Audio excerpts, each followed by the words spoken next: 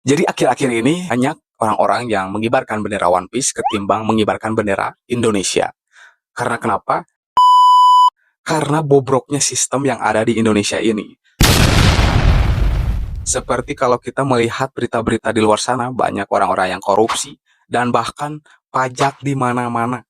Sehingga membuat banyak terciptanya meme-meme seperti di mana bumi dipijak, disitulah ada pajak. Cakepnya.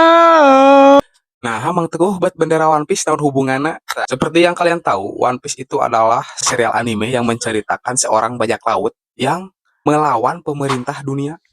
Kalian juga pernah mendengar setidaknya nama kata atau kosakata One Piece itu sendiri. Anggota atau kru Mugiwara di One Piece itu bercerita tentang bajak laut yang menentang pemerintah dunia. Begitu juga negara ini. Kita sebagai warga rakyat kecil sudah muak lah dengan apa yang dilakukan oleh government atau pemerintah ya.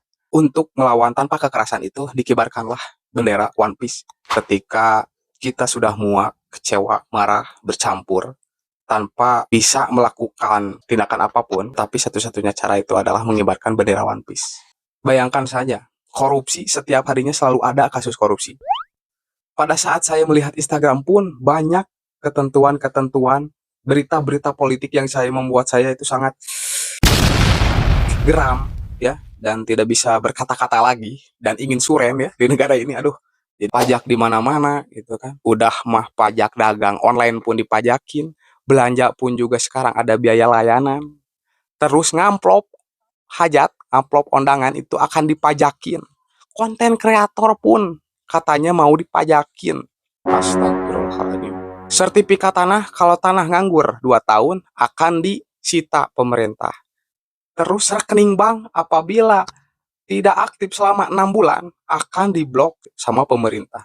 Tapi apabila kita nganggur, kita nih nganggur, tidak ada yang peduli, bos. Oh my god. Jadi itu alasan banyaknya orang mengibarkan bendera One Piece itu sebagai bentuk perlawanan pada pemerintah. Jadi saya sangat amat kecewa lah.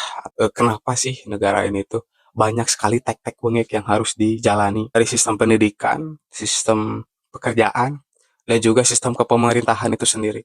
Astagfirullahaladzim. Seolah-olah mereka itu ya pemerintah di dalam kutip itu memeras kita dengan cara yang legal.